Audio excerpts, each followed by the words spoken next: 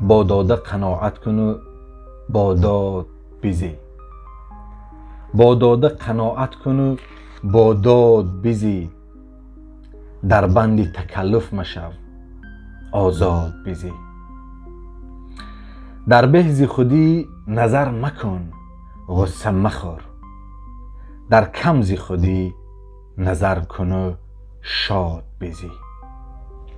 چنین گفت استاد شعری فارسی تاجیکی حضرت ابو عبدالله رودکی.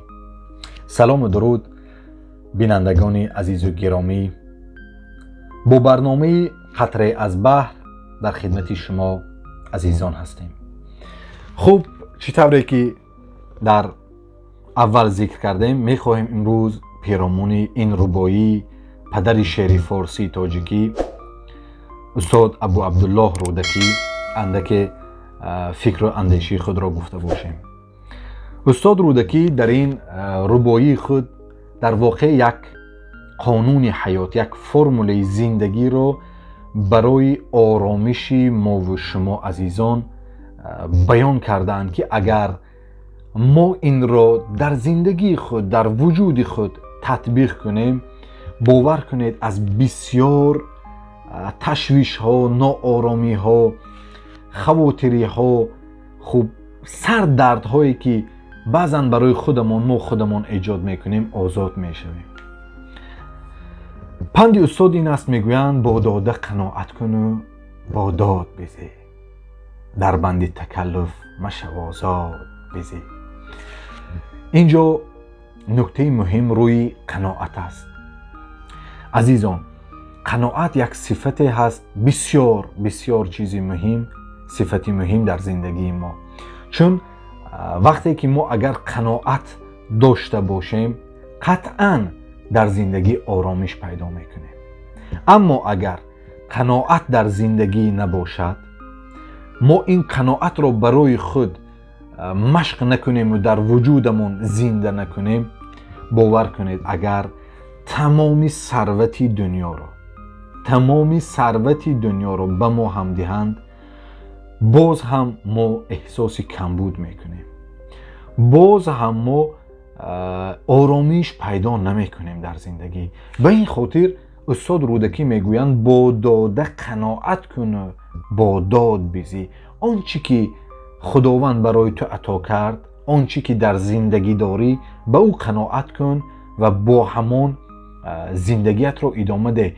البته این معنی ندارد که ما تماما دست از تلاش برداریم. نه، ما تلاش خود را میکنیم، اما شاید به آن میلیاردی که یا که یک چیزی بزرگی که فکر میکنیم اگر ما آن رو پیدا کنیم، خوشبختی رو پیدا میکنیم که برعکس هر چقدر زیاد شد این آرامش ما از بین میرود، شاید ما به آن چی نرسیم. اما استاد رودکی میگن که همون حرکتی که میکنی و آن چیزی که به دست میاری به همون قناعت کن، راحت رو ادامه ده، کارت رو ادامه ده. با داده قناعت کن و با داد بزی.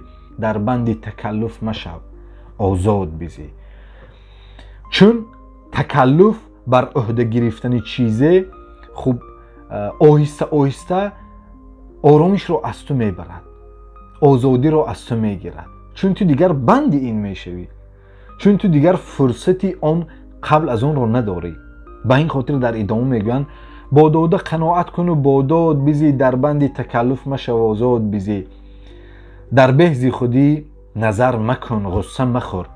در کمز خودی نظر کن و شاد بزی. ما اکثرا میدونید کدام وقت آرامش خود رو از دست میدهیم. خودمون رو به بعضی ها مقایسه میکنیم. خب ما خودمون یک زندگی آرام و آسوده داریم، یک زندگی داریم که مثلا خوب است، اما میبینیم یک نفر دیگر که مثلا خیلی سطحی ثروت و دیگر چش از ما بالا هست، او رو میبینیم، خودمون رو به اون مقایسه میکنیم و از پی او میدویم. ما چرا او شویم؟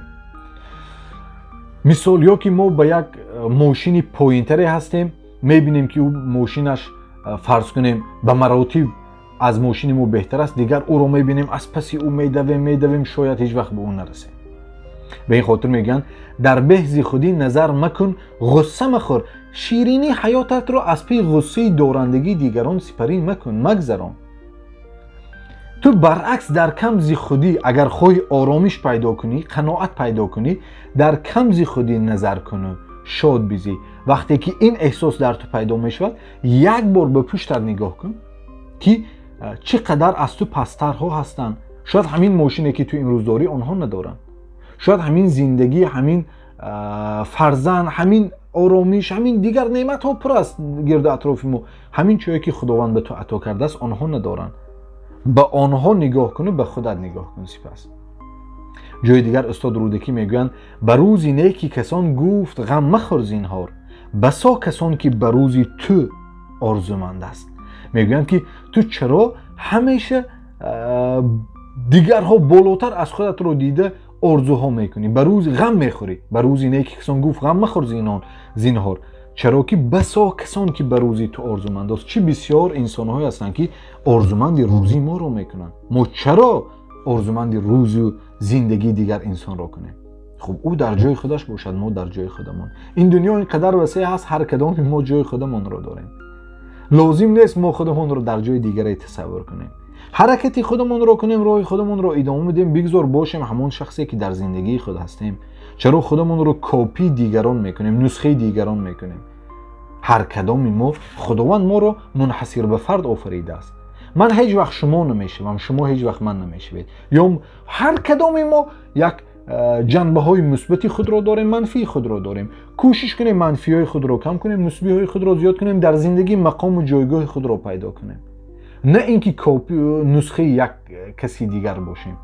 خب خوب است یک نفر رو الگو قرار دادن و در بعضی جهت ها مثل او حرکت کردن، اما آرامش خود را به خاطر اینکه عینی داشته های او را من هم برای خودم کسب کنم، این یک چیزی است که واقعا به عقل سالم درست نمیگیرد، چون آرامش را از ما میگیرد. زندگی مهمترین چیزی که در آن است این آرامش است. گفتیم اگر تمامی ثروت دنیا برای ما باشد اما آرامش نداشته باشیم، این زندگی برای ما معنا ندارد. چی کار میکنیم؟ همه چیزی که برای ما آرامش ما رو از بین میبرد. برعکس ما باید دنبال چیزی باشیم که به ما آرامش عطا کند، آرامش بخشد. خوب، این بود یک ربایی پدر شعر فارسی تاجیکی استاد ابو عبدالله رودکی. تا برنامه ها و ثبت های بعدی دوستانم، خدایا و مددگارتان. خیر عزیزان.